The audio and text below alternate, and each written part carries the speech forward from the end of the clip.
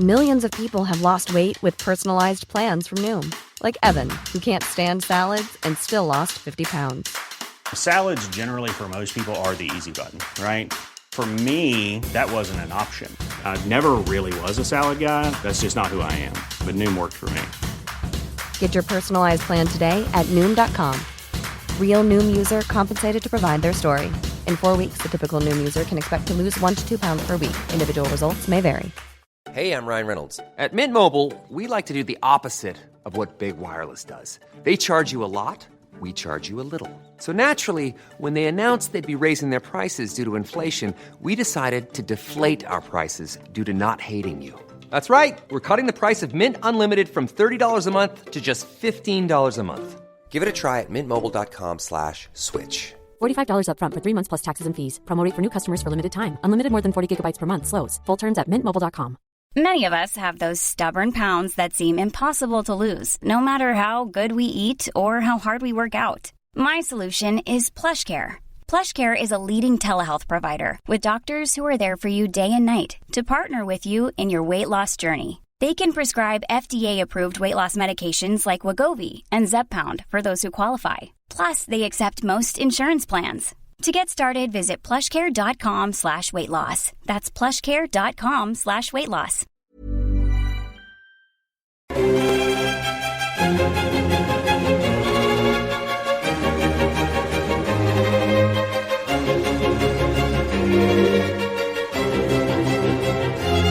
Hello and welcome to the Napoleonicist. I have a few guests with me today as we debate the greatest invention of the Napoleonic age. Joining me are Professor Beatrice de Graaf from Utrecht University, Rachel Stark, a Napoleonic commentator who is prolific on Twitter, Dr. Kit Chapman, a science historian, author and podcaster, and Marcus Cribb, the heritage expert and my co-presenter on History Hack's Sharpshooters series. Welcome all of you, great to have you on. Welcome Kit, who is a first timer to the world of the Napoleonicist. It's great to have you all. Thank you very much for having me. Now, the format today is really simple. Each of my guests will have 5 minutes to make their pitch for what they consider to have been the greatest invention of the period. And then both I and their fellow guests will ask some politely probing questions to see if the argument can be undermined. We'll then open it up to a vote on Twitter, and the winner gets the right to smile in a slightly smug and self-contented way. I don't know, there's no real prize for this, only the glory of having been vindicated by the popular vote. So let's kick things off with our Napoleonicist newbie. Kit, what are you going for? So I have gone for the steam engine because this is really the driver. One of the challenges with science history is where do you say something has been invented? Because everything is really a progression. So the first steam engine is actually Thomas Newcomen's, which is at the start of the 18th century. But that was essentially you heat water into steam, steam drives a piston, piston does the work, and then you cool the steam back into water and do the whole cycle again. The problem is it's not very efficient. And it was basically mostly used to pump water out of mines. It's only when you get to the 1770s and 1775, when you get James Watt realizing that about 80% of the energy from this steam is being lost by these machines. And so that's because you have to cool down the machine during the strokes. So he separated out the condenser. It was a really simple solution that could be retrofitted onto these other contraptions. And what you did was you got a power stroke almost immediately. And this is hard to put into words how big a game changer this new steam engine was, the Watt steam engine, because the design which he sold with Matthew Boulton drove the Industrial Revolution. Work that would have taken a day could now be done in a minute. Initially, these standalone steam engines were used mostly in the mines, pulling resources outside of the earth, and that made the British the most powerful country in the world in a decade. But we're not done. It also made factories viable for the first time. We entered into an era where we moved away from the cottage industries and we started seeing mass-produced textiles on a scale never seen before on Earth. This brings people out of the countryside and it brings them into towns to work. Power, raw, unfiltered power, was here for the first time. But we're not done yet because steam engines don't have to just drive factories and machinery. Steam engines also gave way to the steam locomotive. Now, we don't get things like traction engines until 1850. I think people often think of those as Victorian. Forget about that for now. In 1804, though, Richard Trevithick gives us the first working rail steam engine. And the railway is a game changer on a new scale entirely. By 1825, we get the Stockton and Darlington Railway, the world's first railway. We also have the Liverpool and Manchester Railway, authorised by an Act of Parliament the next year. Now, goods aren't reliant on horsepower and how many carts you have, or access to a ship. You can haul them long distances over land, and movement becomes cheap. In 1832, an assessment of the Liverpool and Manchester Railway was made. By road, the journey was 4 hours and cost 10 shillings inside a coach, 5 outside. By train, the trip was less than 2 hours and cost 5 shillings inside, 3 and 6 outside. Transport of goods, by 15 shillings a ton, by canal took about 20 hours. By rail, it was 10 times faster and cost only 10 shillings. We're getting huge amounts of track laid very shortly after the Napoleonic era because of these discoveries. And goods and people begin to move freely. Working classes can finally go on holiday to the seaside. It's not just the rich pricks who noop around at their leisure. And food, bricks, slate, and coal can be brought into these growing cities. We change the landscape of our world. Militarily, troops can be transported anywhere very, very rapidly. And that shows in the big conflicts of the 19th century, from the American Civil War onward. It changes the face of military life. And finally, before the railway, before the steam engine, it didn't matter if Leeds and London were outside of about 40 minutes in terms of their clocks. Everyone had different time. But now you needed time to be synchronized so that you understood what was going on. We were moving that quickly. After the railway, standardized time was essential. So the steam engine didn't just change the landscape of the world. It didn't just kick off the Industrial Revolution and modern life. It changed how we told time. And there can't be a bigger impact than that. Tour de force, Kit. Well played. Yeah, I thought you'd bring the house down to start us off, and you absolutely did. You made some really good points about how the working class benefited. In the shorter term, though, with that tension about mechanization, can the argument be made that actually the working class lose out? Because it's only in time, as they embrace the new reality that is imposed upon them by this advance in technology, that they then are able to have jobs in factories and therefore have the affluence to then benefit from things like trips to the seaside. And initially, actually, they're worse off because of the steam engine. I think that's an interesting argument to make. One of the things we do see throughout the 18th century is land enclosures, particularly in areas such as Scotland, which are already impacting on the working class in the countryside. So I would argue that the disenfranchisement of the poor is already happening. And we see that there has to be big land reforms and big changes, things like Stamp Acts, for example, and the Chartist movements occurring in the early 19th century, which means that there has to be these big societal changes. I think they were coming anyway. If you look at some of the principal causes of the French Revolution, for example, we see that that is largely because of disenfranchisement of the poor already. So I think that these are larger societal problems that aren't driven by the Industrial Revolution. They're actually already there. And this other question isn't really a kind of an attempt to undermine the argument so much as just blind curiosity. Is there anybody else who's trying to achieve a similar thing at this point in time? You know, do we have a French or a German or an American equivalent where they're trying to make the technology work and they just can't manage it? We have so many different people doing so many different things at this time. The Napoleonic era is actually one of the great sort of scientific golden ages. You have the birth of chemistry itself in France. Just before the French Revolution, a guy called Antoine Lavoisier. He is, by all accounts, the first chemist. Certainly he's the first person who tried to make a list of what counts as a chemical element. If anyone's seen the periodic table and that list, he was the guy that first tried to do it. He didn't try and put it in order. I think he thought light and calories were elements, which was he wasn't quite right. And he got killed during the French Revolution, mainly because of angry tobacconists, because he was trying to sort of regulate the quality of tobacco. So you've got people like him. You've got Jan Jacob Berzelius in Sweden, who's doing some fascinating work as well. So the short answer is yes, there are people across the world who are making these breakthroughs, trying these new techniques, trying to improve machines all the time. And even in the UK, you have rival inventors. I mentioned Trevithick. He wasn't really the person that actually got the railways going. His railways didn't work very well. James Watt built a steam engine for locomotion, which didn't work. So it's not just this sort of one single person driving things in countries. There are people competing, there are rivals. It's a big scientific mess. Brilliant, thank you very much. Let me open it up to the floor. Is anybody brave enough to try and take down the steam engine? That's pretty much an impossible case to argue against. You've been so eloquent about it. It's two questions then for me, Kit, really then.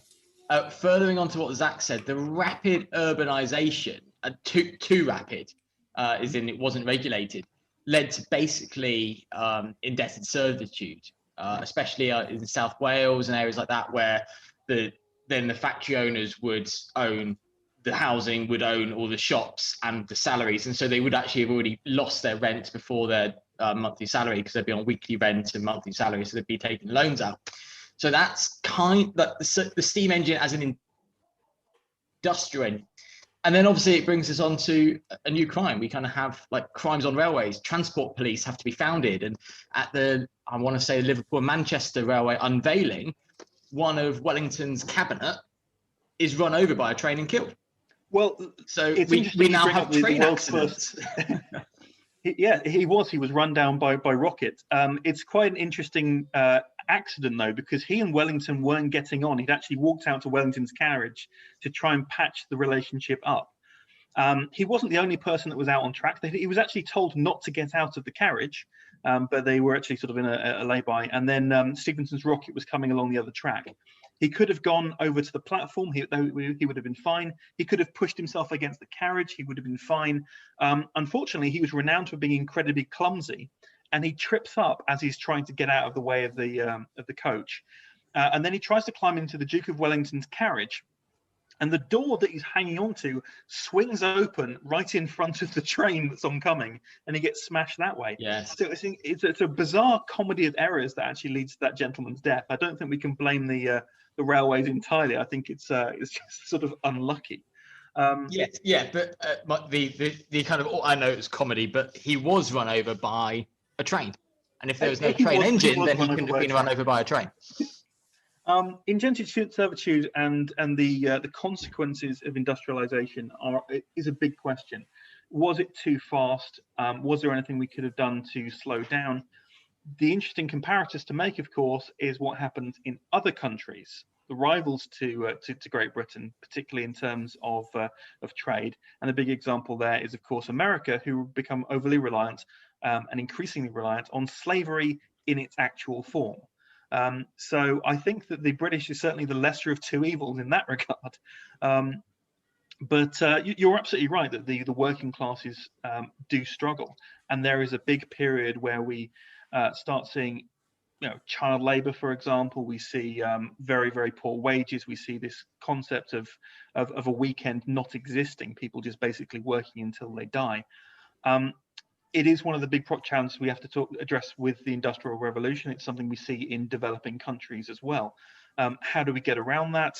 I don't think, though, that you can blame that on technology. That's a societal problem, and it's a problem that's emerged with the technologies and people just not being able to adapt fast enough. Like I said at the start, tour de force. It's a tough act to follow. Thank you very much for that, Kit. Kit, and what you guys who are listening can't see is that Kit's just done the mic drop thing, and absolutely right. It's a question of who am I going to be most mean to next in terms of following Kit. I suppose I have to be mean to Marcus, don't I? My podcasting double act. Marcus, you're doing shrapnel, I believe. Yes, and I bought a prop. Yes, so an invention directly named after its inventor. It's a shame that not all steam trains are called the Rocket or the Stephenson, but we do have shrapnel, and it's specific to Henry Shrapnel, a Royal Artillery officer. And we're talking about the Napoleonic era, so I thought, stereotypical for me, but I thought it would be right to do a weapon, and there were many to choose from Le Marchand's 1796 blades to Dundas's drill manuals to actually Congreve's rockets, through to rifling itself, most famously under Azil Baker, which gave us the Baker rifle, or the infantry pattern rifle, actually, as it would have been called in the era, which Napoleon rejected and gave the Allies a marked size up. But something that was out there and was really refined by the British initially, and then given to our Allies, was shrapnel. And in layman's terms, what he managed to perfect was an outer and an inner casing that would both explode evenly with a layer of ball bearings inside that wasn't going to be muffled, that wasn't going to be dissipated on its explosion. So it's a particularly horrible thing.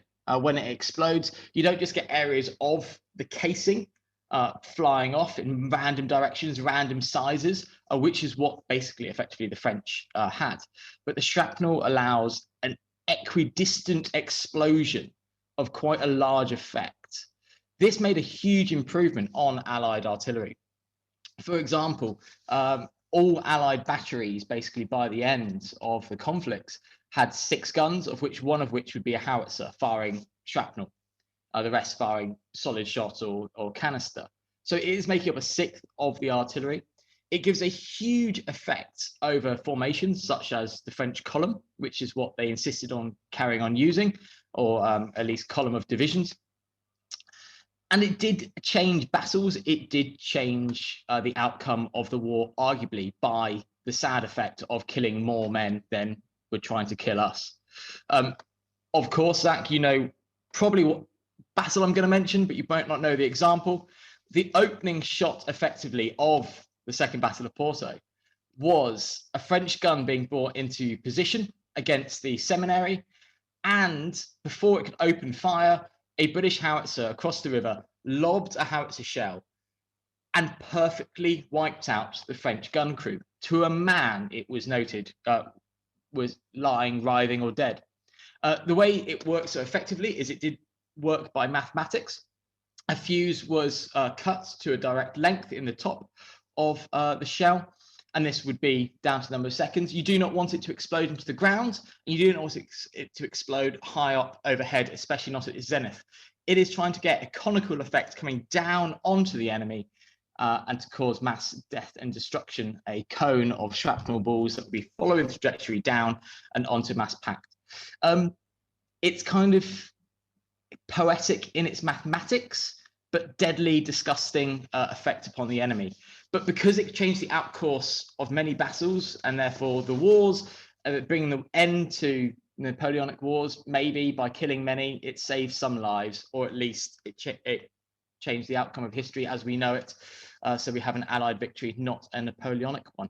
So for its disgusting accuracy, huge killing ability, but also clever mathematics and engineering, I nominate the shrapnel.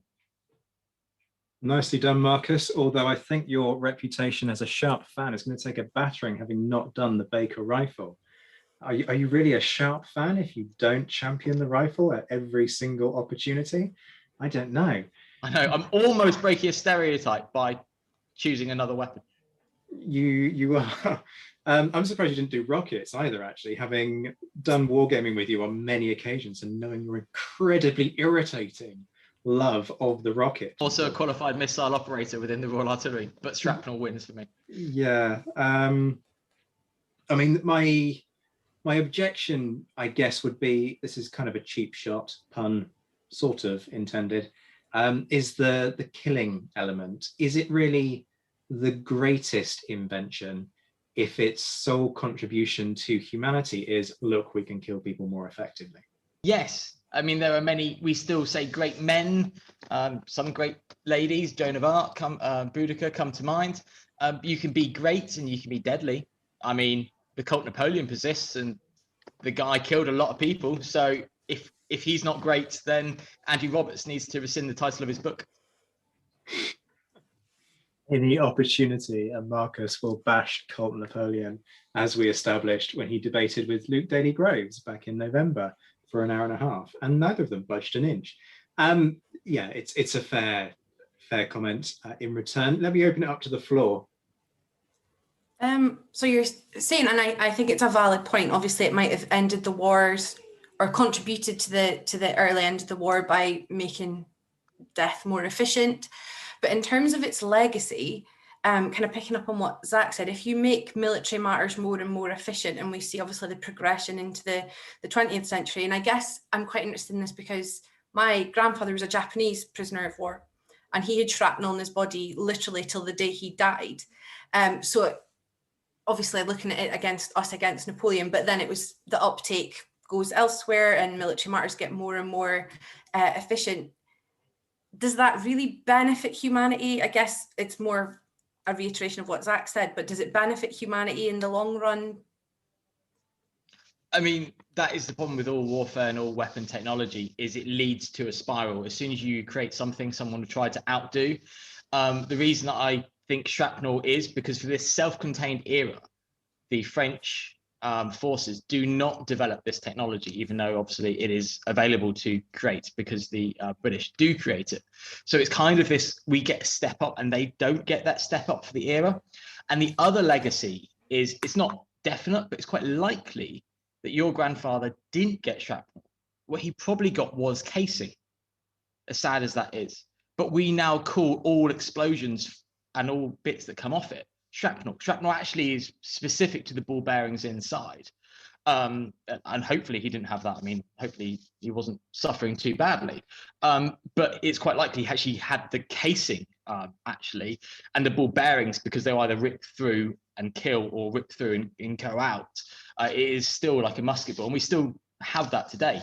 There are still shrapnel shells, but it tends to be the horrible bits of like jagged metal that actually get stuck in people because of the tearing effect. So I guess in a way, it's a bit like we call all Hoovers Hoover, even though they aren't invented by Hoover. I guess that's one of its legacies, is in its name as well. Okay, I hadn't actually realised that, so thanks for clearing that up. I've just got two questions. The first is, if the French had stopped using column, how effective would shrapnel have been? So it still would have been effective because most actually armies would have been attacking in a formation similar to column. The British marched in column, for example, so it's not a unique thing. What the French struggled to do was ever really break out of using column too much. We think at Waterloo they actually were advancing in by like battalion lines, but they were really just densely packed. So even then, when they're in lines, they're too close together. If it was not very effective against skirmish formations. So, Zach's sharp reference, for example, yes, it will ping off one or two people, but it's not going to get the mass of Sharp's light infantry company because they're spread out. So yeah, it is not as effective against that. But what it is also good at is actually getting over terrain rather than a round shot which has to bounce. So it can go over rocks, into trees. And I'm very much thinking of, I like my pop culture references, Band of Brothers, where you've got the timed shots in the Bastogne in the woods. That's basically what it then became. Again, became a physical clock, a time case, which it basically is today. So it has different uses. It actually had an illumination capability, mostly done by the rockets at the time, but they were very few and far between. So it did have that kind of, and incendiary too. So it did have an ability to burn down buildings and such like. The other question I had was to do with actually firing the projectile, because I don't know, were howitzers around before then? I know they were around afterwards, but was this something that happened with shrapnel? Yes, so howitzers had been around, but they were just doing case shot, spherical shot, as it was technically called, but which is a solid shot hollowed out and then just a load of gunpowder inside. They've been around for quite a while. Trench mortars, I think we're going back to around the 1600s, but it was getting this 2 layers of metal. So you've got explosive, then a layer. So it's almost like your magma in the middle of the core of the earth. Your layer then of ball bearings packed in that do not move around too much, and then a layer all that is stable and that will explode outwards and in a kind of mathematically perfect way, which was the difficult thing to manage, and also make it that it's robust and can be handled and can be transported. So yeah, howitzers has been around. What they've done is perfect the munition, and then had to write a manual. Artillery officers were one of the few who were trained and didn't just purchase their way in. So it was a technical profession. As horrible as it was, it's necessary to have additional training and school of thought on it. Very interesting. Two incredibly good contributions there. Thank you, Marcus, for that one. And another great one coming up, courtesy of Rachel. Yeah, I've got some pretty big shoes to follow. I have gone for Edward Jenner's smallpox vaccine, which I genuinely think is one of humanity's great inventions, not just the Napoleonic era. But B, it felt also like a very topical choice, given that we are still living in the circumstances that we are in the COVID pandemic. And just thinking about the way our lives have been for the last year under COVID, this had been a disease that hadn't just been around for a year. This was a disease that had been plaguing humanity for millennia, as far back as they think 10,000 BC. Certainly Ramses V's mummy shows evidence that he had suffered from it. And it's estimated that in the Napoleonic period, in Europe alone, 400,000 people died annually of smallpox. And we look at death counts now and think, God, that's horrific. This was just a fact of life. There was no kind of hope at that time that things were going to get better. This was just a sad reality of life. You could get smallpox and die. And it wasn't a disease that discriminated. You could get it if you were rich or poor, young or old, whether you were born a peasant, whether you were born to royalty, because several of Marie Antoinette's siblings died of it. She had it when she was 2. Talleyrand had it and survived. Robespierre had it and survived. 2 of George III's children had died of it, and Mary II of England had died of it. So it really didn't discriminate how you were born. The case fatality rates varied from something like 20% to 60%, but in children that could be as high as 80%. So it really was just this horrific scourge on humankind.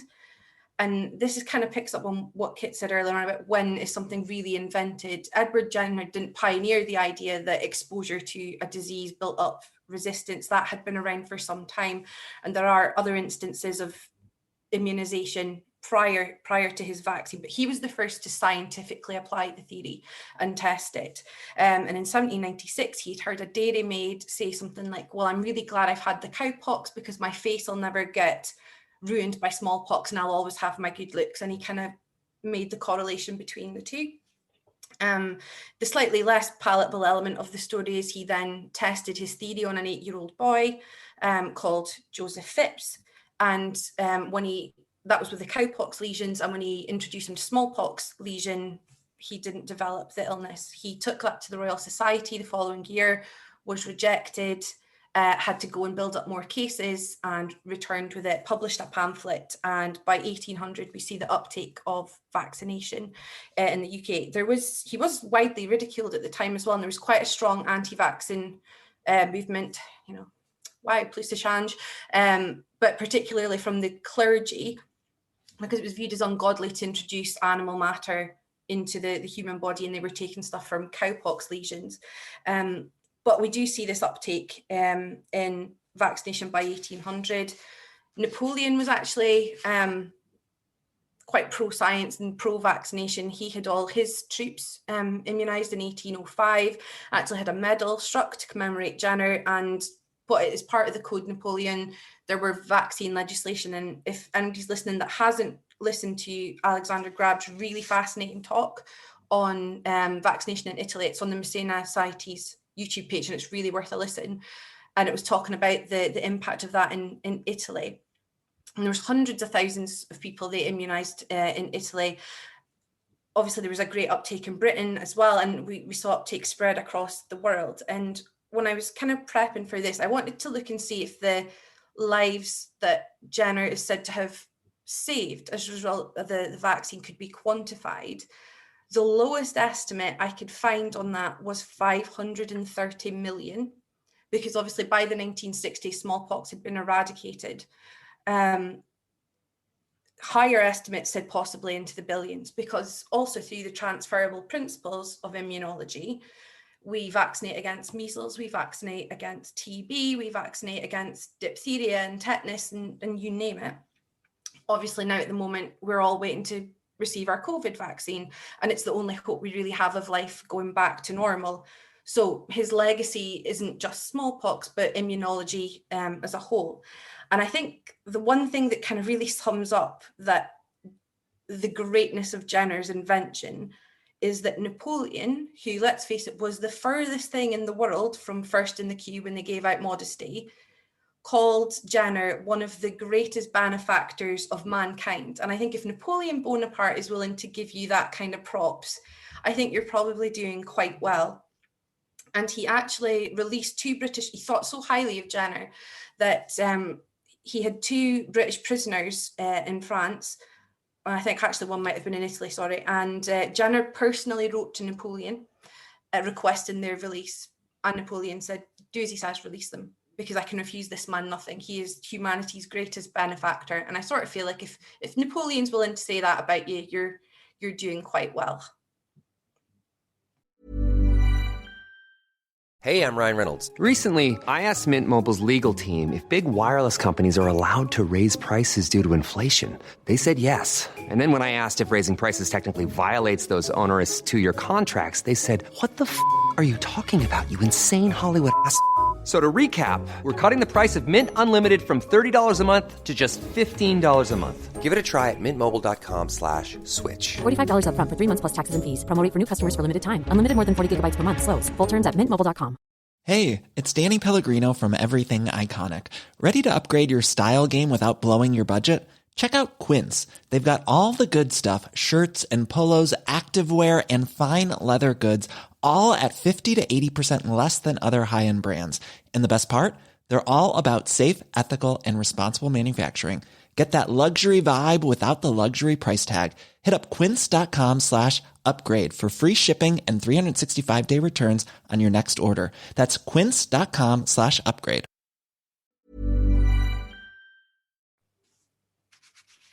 Rounds of applause around the room. That is another absolute mic drop there from Rachel. See, it's very difficult to try and come up with counter arguments to the Jenner vaccine, especially at the moment, without just sounding A, churlish, and B, like an absolute anti-vaxxer. And having been very fortunate to have benefited from Jenner's work on many occasions, you know, I'm not inclined to start tearing holes in the concept of vaccination one little bit. I always urge people to get vaccinated, provided the relevant research has been done to ensure a vaccine is safe. You mentioned how Jenner wasn't the first to pioneer the idea of generating immunity within people. So what kind of techniques were there before this point, and to what extent was what Jenner was doing genuinely going in an entirely new direction? I don't think it was necessarily going in an entirely new direction, because I read up a couple of cases, and there was Lady Montagu had wanted her child to be vaccinated, and it was based on the same kind of principles, again, that if you took something off a lesion and introduced it to the skin, hopefully the body would build up resistance. But there was nothing really, it had not been through a widespread scientific trial. There had been really no coherent scientific strategy or thought on it. It certainly hadn't been introduced in the way that, you know, he took it to the Royal Society, and there was government uptake, and they spread it wider. I mean, it could have potentially, had anybody pursued the scientific route, they might have beaten him to it. It's a bit like the steam engine, you know, if somebody else had been quicker off the mark, if somebody had, you know, put their arguments together and taken it further, it might not have been the Jenner vaccine, it might have been somebody else's. But there did seem to be a history, even going back into, you know, the early Middle Ages, the idea that variology was practiced, and if you caught some milder case of something, it would help build up, they didn't call it antibodies at that point, but it built up your resistance and you'd less of a chance of dying of it. But again, somebody else might, it was just a case of right place, right time. You overheard the right conversation, really, and his is the work that we benefit from. Yeah, the only other thing that I've got against Jenner is that if Napoleon said that he could refuse Jenner nothing, then surely having secured kits worked out where my thinking's going already, because I'm just so shameless on this, aren't I? But I mean, his potential as a diplomat, surely if he'd asked Napoleon to, stop invading other nations and just accept the peace terms as they were, perhaps history could have been very different and even more people could have been saved from untimely deaths. But Napoleon are going to hate you. My Napoleon bashing aside, let me open it up to the floor. Well, I find it very hard to argue against vaccination, because if you look at the sort of four pillars of modern medicine, you've basically got sanitation, anesthesia, vaccination, and sort of germ theory as well. So it's very, very hard to argue about it. The one thing I will come back to you on is the character of James Phipps, who was a very healthy 8-year-old boy that Jenner decided to inject with smallpox. Oh, definitely. I mean, I'm not proposing the man for sainthood in the slightest. That is hugely unethical, particularly looking at it from a modern viewpoint. And he did it to his own children as well. I think his youngest was 11 months old when he did that. And that was very much still in the testing period. So I am not in any way suggesting Jenner be canonized. Like any great figure, I don't think there's anybody that we could say is totally beyond criticism, no matter how much we're a fan of their work, whether that be Jenner, whether it be Wellington, whether it be, Emmeline Pankhurst, whether it be Churchill, whatever. Everybody's got legitimate criticisms. And this is certainly the one that you could level at Jenner. No child experimentation isn't ethical. And it's not very palatable that we benefit effectively from that exploitation of a child, but it's what led to the successful vaccination program being rolled out. Fair enough. I guess my questions are, if there was inoculation of smallpox before, how much of it was kind of, the one that springs to mind, and not only because the Catherine the Great TV series, which frames itself as not being historically accurate, but doing some reading based on that, I know that she championed smallpox inoculation in Russia in the 18th century. And I know from various readings that the British Army, for example, were inoculated against yellow fever before they went to Egypt in 1801. So vaccination was already out there. So yeah, it's kind of, how much do you believe in Jenner, and how much did he take something that was how much did he refine, and how much did he innovate? Because I guess one of that's my question. I've got a closing statement at the end, I guess.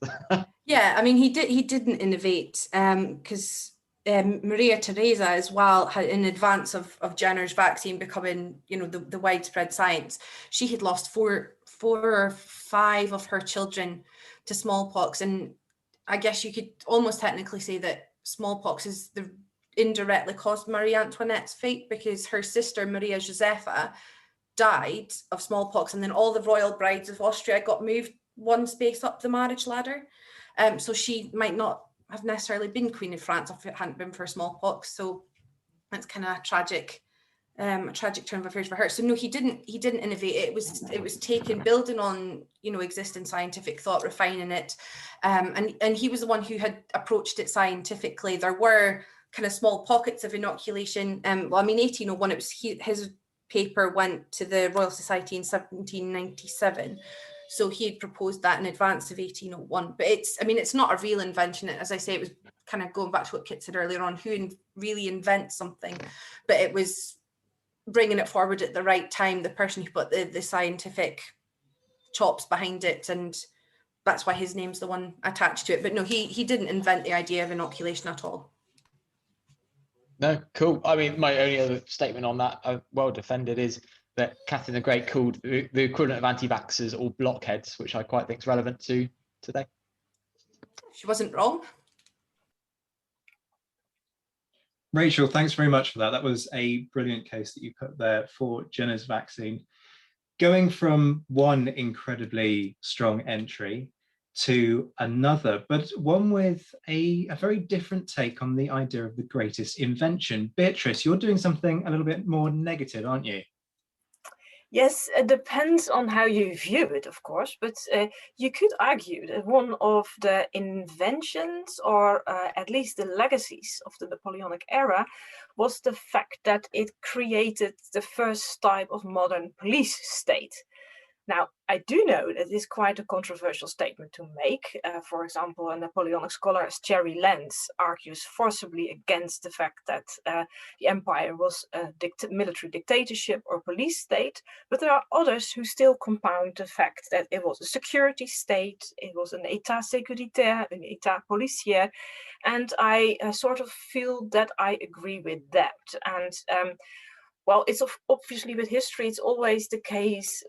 Did Napoleon invent it from scratch? No, he didn't. He was a man of the 18th century. He was a man of the Enlightenment. He had read his Rousseau, and he knew about the social contract. And he also knew about the well-ordered police state idea of the Enlightenment.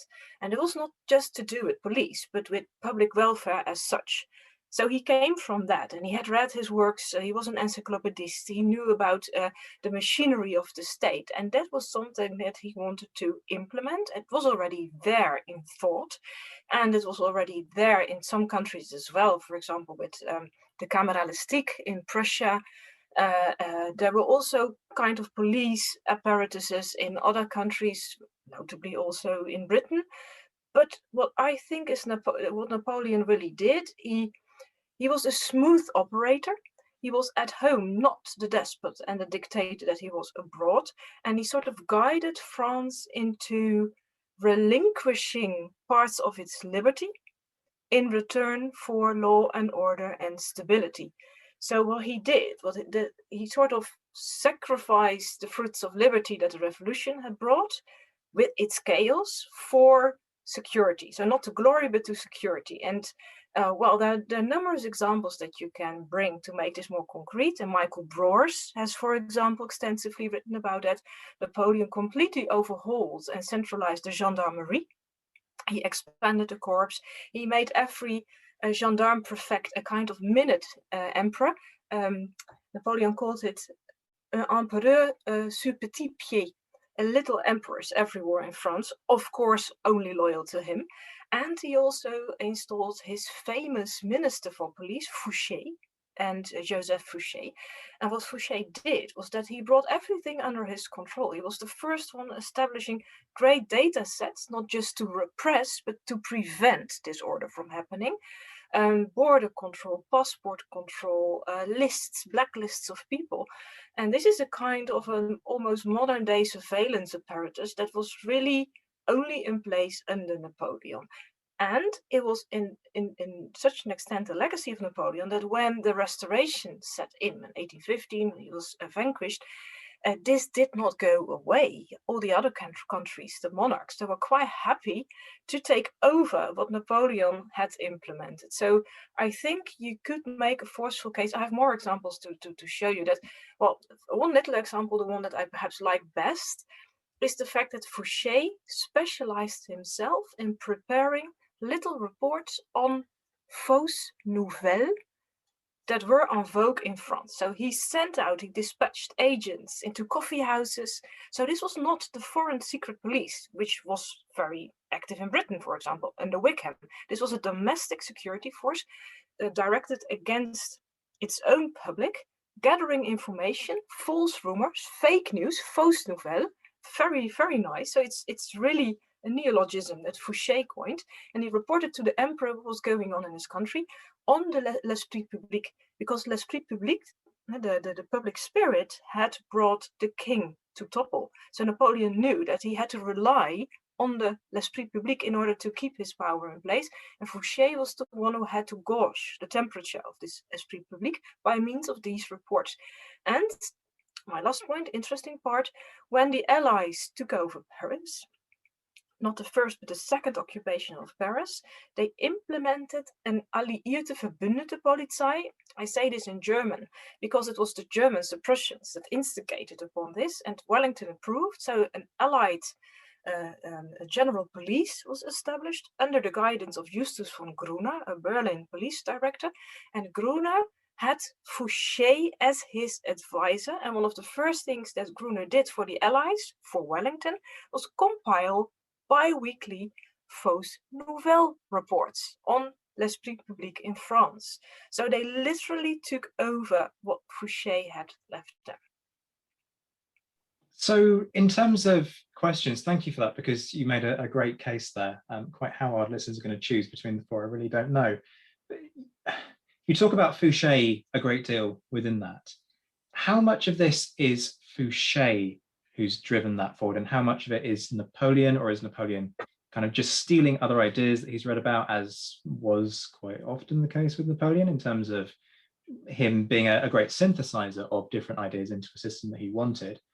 Is this Fouché who gets the sort of credit, inverted commas, for the invention, or is this Napoleon's doing? That's a very good question, and that's for me to make a final claim upon hard to do. But I get the impression that Fouché reported to Napoleon, that Fouché only carried out his task with the approval of his master, and it was very much Napoleon who had said that his order would be based on law and order, on predictability, on stability, rather than on liberty, rather than on chaos. And that in his idea of Napoleon's idea of the empire was that it was a centralized monarchical regime, more or less. And for a monarchical regime, a centralized rule, you need centralized control and surveillance apparatus. And he saw Fouché as the best fit to carry out the task. And Fouché worked towards him. I'm not sure whether Napoleon invented everything. I don't think so. Yet on the other hand, he already had made his experience with the bulletins for the Grande Armée. So he knew how important it was to be the master of your own propaganda apparatus. And that was the army. Fouché did so at home. But Napoleon knew about the importance of this l'esprit public, about the importance of molding, of crafting and shaping public spirit around yourself. And he did so on many occasions. He was also the one who commissioned, for example, this famous painting that was exhibited in 1804, where he visits the plague house in Jaffa. So he's just been defeated with the Egyptian campaign, and he comes home and then he displays this painting in order to showcase himself to the world. He administered a royal touch to this ailing soldier with this bubonic plague inflictions. And this is very much Napoleon shaping public image. And he also spread the news, he spread the propaganda, and vice versa. He also wanted to know what people said about him. And this is something that Fouché was best at in operating. So I think it was a kind of symbiosis between the two of them. But it's certainly not so that Napoleon had no say in this. And in terms of measuring the effectiveness of this system, how do we do that? Do we just take it that, look, there is no great coup to topple Napoleon? There is no revolutionary change of government that isn't instigated by Napoleon himself after 1799. And so therefore, that is the measure of success? Or are there some great kind of flashpoints where the Napoleonic regime is saved by the success of this system? That's a very good question, and it's a question very difficult to answer. Also, in modern day dictatorships and regimes, are they successful because they do have so many spies and agents, or are they lacking in public support and legitimacy, and that's why they need so many spies and agents to repress public sentiment? For Napoleon, we know that there were a couple of thwarted assassination attempts in 1800. And the police service did a great deal and almost Sherlock Holmes-like detective work to detect the people who were behind the plot, and they apprehended them and made a great show out of that. So that was a real success, a staged success. And then there's the Mallet conspiracy in 1808. So there are some plots that were attempted and thwarted by means of Napoleon's police services. On the other hand, he had great support at home. So the police was not there to prevent attacks from happening. The police was there for Napoleon to be aware on the atmosphere in the country, and to control the level of conscription, to control the payment of taxes. And if you take success, if you measure success to the extent the empire was able to levy, to organize the levée en masse, to organize the payment of taxes, then it was a quite successful empire. And the police and the gendarmerie helped to substantiate that. I mean, the other thing that occurs to me in this, and I'll make this the final question. 1815, obviously Napoleon comes back after his exile in Elba. There is that big debate about the extent to which this was a popular move, and whether actually the populace of France was war weary. And Napoleon's return is in effect, as Charles Esdale has argued, a military coup, because it's the army that flocks to him. It's the veterans who want that return to the glory days that therefore creates this mood of popularity that then leads to the army switching sides and the Bourbons fleeing.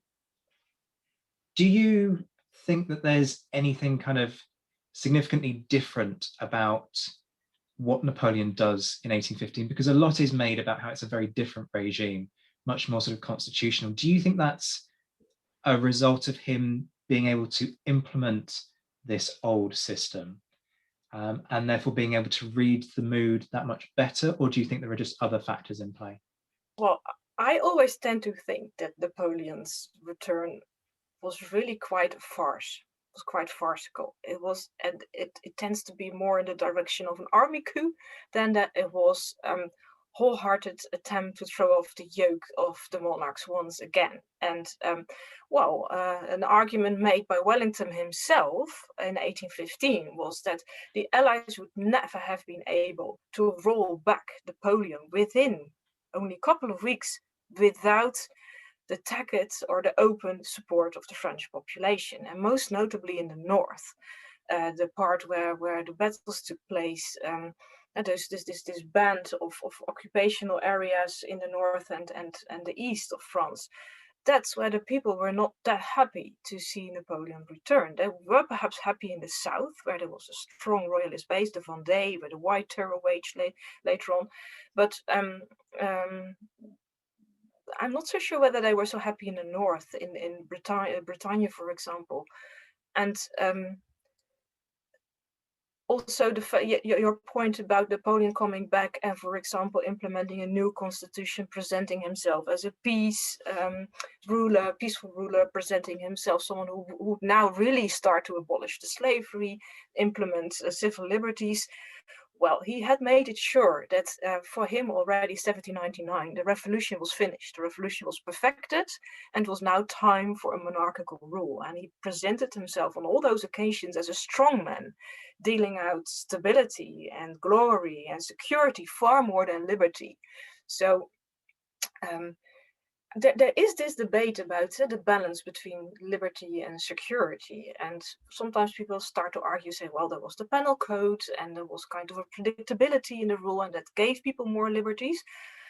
I do think that it has more to do with creating security, a stable platform for waging wars abroad, and it was really about civic liberties.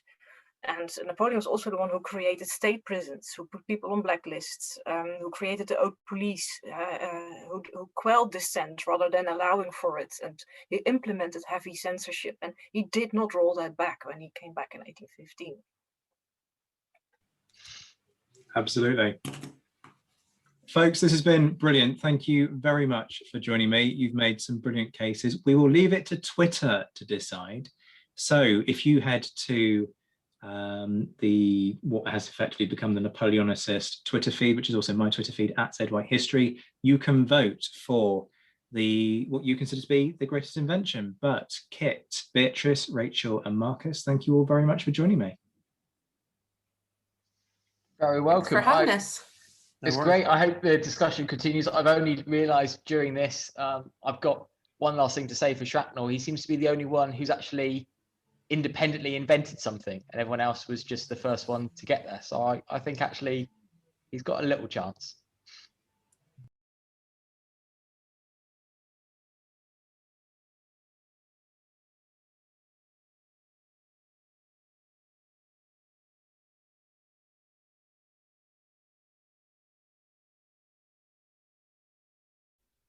That was Kit Chapman, Marcus Cribb, Rachel Stark and Beatrice de Graaf joining me to discuss the greatest invention of the Napoleonic age. You can find them on Twitter respectively at ChemistryKit, at mcribhistory, at bookish_Rachel and at Beatrice de Graaf. So what do you think? Which of the inventions that my guest championed was the greatest of this period? You can have your say in a vote on Twitter. Just search for me at ZWhiteHistory and you'll find a vote attached to the tweet about this episode. And as ever, the conversation continues in the forum at thenapoleonicwars.net. Please remember to like, share, subscribe and leave a review. It helps massively in spreading the word. And if you're interested in supporting the podcast, you can find details in the comments, some of which will cost you absolutely nothing. A particular thanks to my Patreon supporters, whose generosity has allowed me to invest their sponsorship, and a lot more besides, into kit to enhance the quality of this podcast. Special shout-outs to my Commander patron, Ger Brown, and my Mentioned in Dispatches patrons, Rob Griffith, Alex Churchill, an anonymous Canadian, Brendan Teeling, John Haynes, Anna Vakulenko, Beatrice de Graaf, Lynn Dawson, Jamie Kingston, Rory Muir, James Bevan, Lucy Tatner, and Jim Deary. Join me in a fortnight when I will be talking about the Battle of Fuente don Euro on the 210th anniversary of that battle. The battle that, I would argue, is the point where Wellington came closest to being beaten and made a rare mistake. So yes, you heard me right, I'll be criticising Wellington, not blindly singing his praises, because I strive for a balanced approach rather than cult worship. Until then, I'm Zach White, this has been The Napoleonicist. Take care of yourselves, my friends, stay well, stay safe, and as always, thank you for listening.